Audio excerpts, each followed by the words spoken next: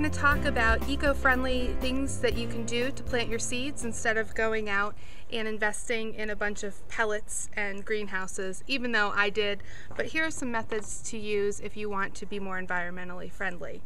The first method is repurposing things that, are otherwise junk. I got this at a drive-through last weekend, and I get so angry when they give these to me, but then I thought, wait, I can use that for something. I can use that to plant seeds. So all I'm going to do to repurpose this is line it with a few pieces of newspaper. This is about four layers of newspaper, and you just shove it down in there. You don't need one of those fancy kits to do this, and then just wet it down a little bit. You can, once you put your seeds in there, you'll be able to plant this right in the garden. The newspaper will biodegrade. It doesn't have to be pretty. It just has to hold your seeds for a few weeks until they germinate and they're ready to go in the ground. And it's free. How great is that? Another method that people like to use, and I've used this for a few seeds this year because it's so cool, is the egg method. But unless you eat a lot of eggs, it's not very easy to get all of your seeds into eggs. But all you do is you save the biggest halves of the eggs, you fill it with your soil, and you're ready to go. And kids love to do this because it's like watching plants hatch, which is a neat thing to involve them. And see, I planted a morning glory and here it is. It works. But I would stick to things that are a little bit smaller because they don't have a lot of space in here to grow. And then when you go to plant this in the garden, all you do is crush it gently and put it right in the ground. The eggshell will add to the soil and you'll be good to go. All right. And this is another thing that I repurposed for my tomatoes. I got this cupcake box from a local bakery, and because I'm kind of obsessed with cupcakes lately. But anyway, I was like, oh, it looks like a miniature greenhouse and it's free.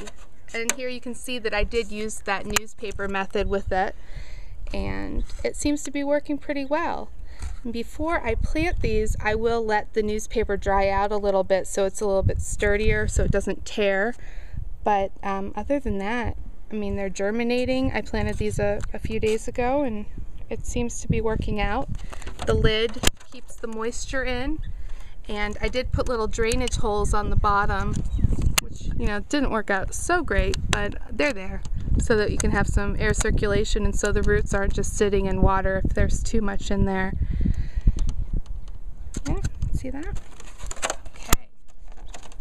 Now, since you're not going to buy the pellets, so you don't have your sterile soil starter mix, you will have to use a mix that you buy. We've all seen the Jiffy mix at the stores. The thing that has always annoyed me about this, though, is that it's pretty much like water impervious. I guess you can probably see when you go to put water on it, it just kind of like hangs out on the top. It doesn't really absorb. You just have this like river of water, and it's like the soil's still dry. I just dumped water on it. So this year I learned to make a slurry, kind of like I did with all that hot cocoa over the winter. So you just pour some of this is rainwater in a repurposed Diet Pepsi bottle.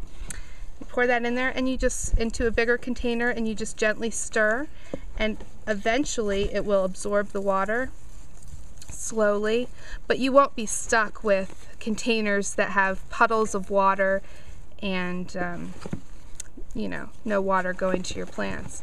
And see how that just kind of comes together? It's almost like cooking. All right, there we go. See how it's starting to stick, and now it's looking more like soil. There we go. And then when you go to plant with it, you'll just grab it, wring it out a little bit. You don't want it too wet. Okay, and here, we're planting one of our little eggs. How's that sound?